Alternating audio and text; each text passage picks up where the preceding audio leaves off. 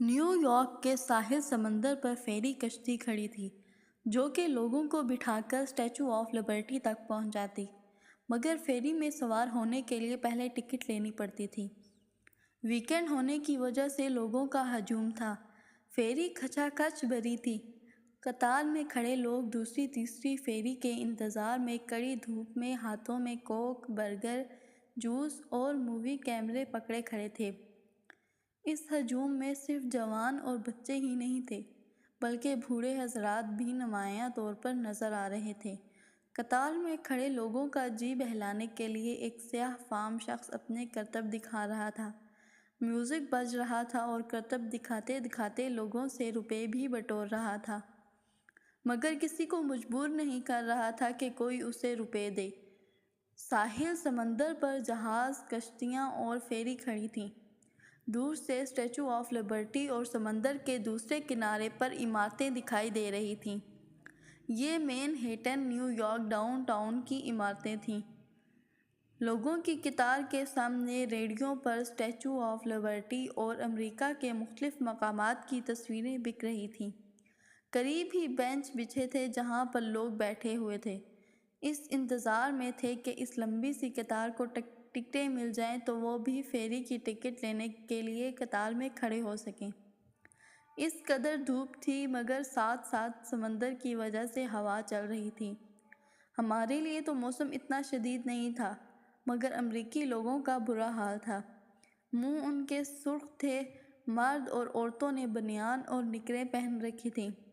ایسا موسم تھا جیسا کہ اپریل میں ہمارے ملک میں ہوتا ہے، مگر ان سے یہ گرمی برداشت نہیں ہو رہی تھی۔ میں سوچ رہی تھی اگر پاکستان جون جولائی میں کسی سیرگاہ میں دوپہر کے وقت چلے جائیں تو ان کا کیا حال ہوگا۔ لوگوں کے ہجوم سے ہٹ کر ایک بینچ پر بیٹھی تھی کہ میری نگاہ دوسری جانب اٹھ گئی۔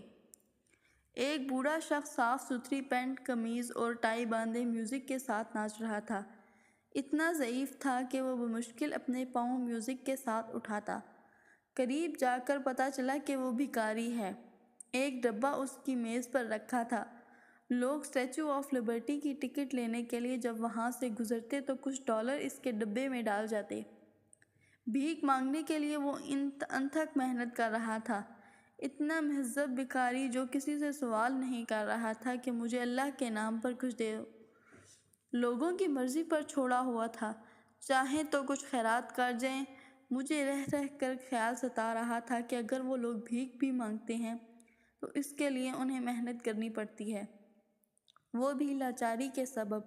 وہ بھیک مانگتے ہیں اور ایک ہمارا ملک ہے کہ اچھے خاصے ہٹے کٹے لوگ محنت مزدوری کرنے کے بجائے بھیک مانگتے ہیں، اور جوان عورتیں چھوٹے چھوٹے بچوں کو گود میں اٹھائے صدائیں لگاتی ہیں، اللہ کے نام پر کچھ دے دو، تمہارا بیٹا سلامت رہے، بیوی تو حج کرنے چلی جائے، تیرا شوہر جیتا رہے۔ اگر اتنی دعائیں سننے کے بعد بھی آپ کچھ نہ دیں تو وہ بددعاؤں پر اتر آتی ہیں، جو منہ میں آتا ہے بکے چلی جاتی ہیں۔ بددعاؤں کے خوف سے لوگ انہیں کچھ نہ کچھ ضرور دے دیتے ہیں۔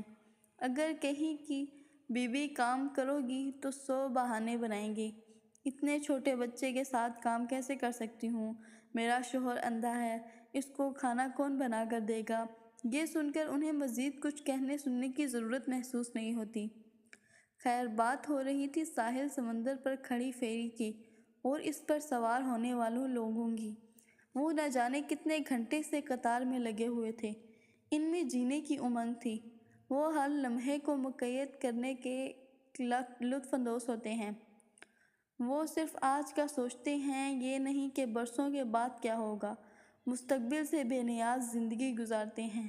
میں یہی سوچتے ہوئے وہاں سے چلی آئی کہ جو اچھے اصول انہوں نے زندگی میں اپنا لیے ہیں، ہمیں بھی وہ سیکھ کر اختیار کر لینے چاہئیں تاکہ ہمارا معاشرہ بھی بہتری اور ترقی کی طرف گامزن ہو سکے۔